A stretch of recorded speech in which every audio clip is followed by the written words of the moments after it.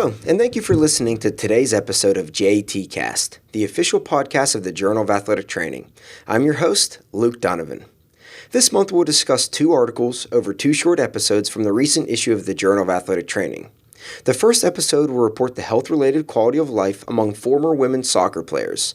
For the second episode, we will discuss the confidence and knowledge of athletic trainers treating patients with patellofemoral pain. As a reminder, the article discussed today can be found on the JAT website, natajournals.org. And please remember that all content from JAT is open access to all readers, thanks to the funding from the National Athletic Trainers Association.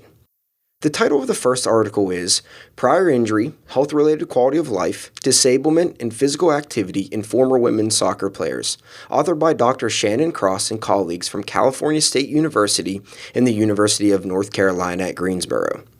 Let's survey the scene. Although sport participation brings numerous health benefits, there is growing evidence indicating that former collegiate athletes are at risk of developing negative health outcomes, such as decreased health-related quality of life, a measure of health domains including physical, mental, and social components, and declined physical activity.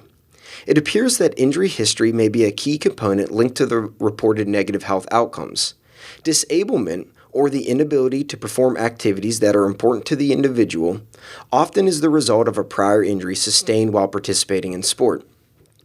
Physical activity and health-related quality of life are strongly connected, where when physical activity increases, health-reported quality of life also improves.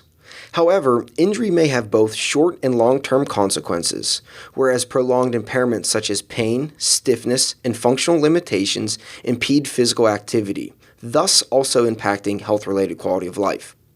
To further fuel this continuum, injuries to the joint, such as to the ankle or knee, dramatically increases the likelihood of developing osteoarthritis within that respective joint, thus further exacerbating the declines in physical activity and health-related quality of life.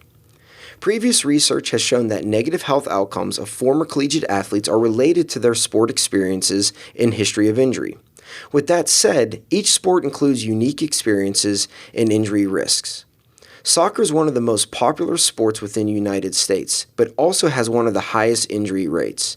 In fact, women's soccer had the highest injury rate among NCAA women's sports and the second overall highest rate across all sports.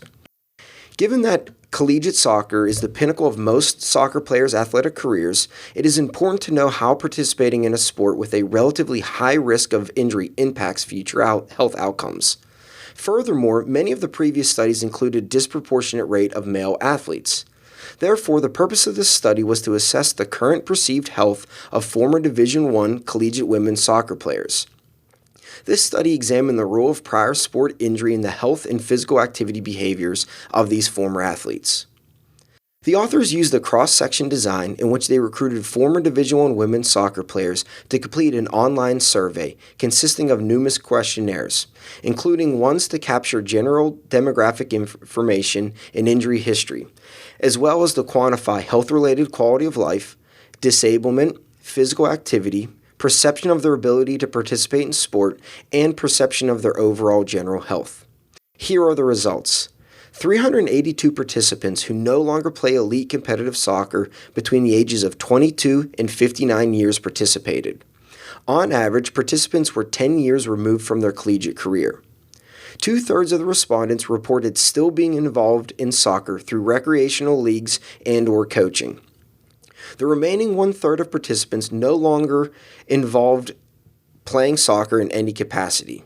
Of these individuals, 24% stated that stopping their participation in soccer was due to injury.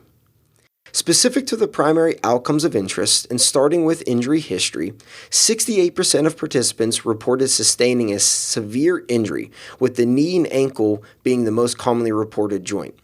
Severe injury predicted worse physical health-related quality of life and worse physical disablement. However, severe injury did not predict mental health-related quality of life, mental disablement, or physical activity. 82% of the participants rated their overall health as very good or excellent.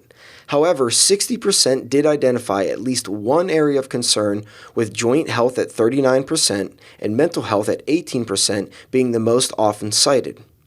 Of the respondents who reported a severe injury, 28% reported that their prior injury limited or hindered their ability to engage in recreational activities, sports, or other forms of physical activity. Overall, this study found that 68% of former Division I female soccer players reported a severe soccer-related injury, whereas having a previous severe injury predicted worse physical health-related quality of life and greater physical disablement. It is important to note that despite the link between severe injury and physical health outcomes, most participants rated their general health as very good or excellent.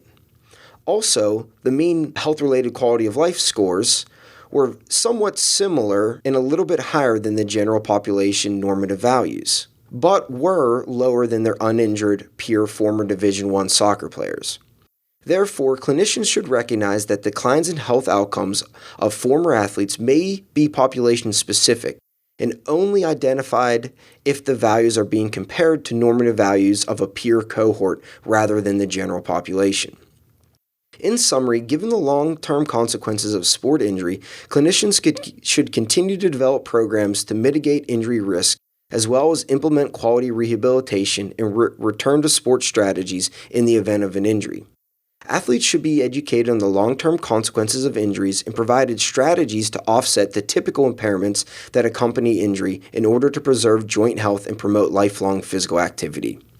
Well, that's it for today's JATCast. Please remember to rate and subscribe to the podcast, which is available on iTunes, Google Play, Spotify, YouTube, and Stitcher. You can find out more information about upcoming podcasts and other JAT events on our Twitter, Facebook, and Instagram accounts at JAT_NATA. Thank you for listening and keep a lookout for our next JATcast episode.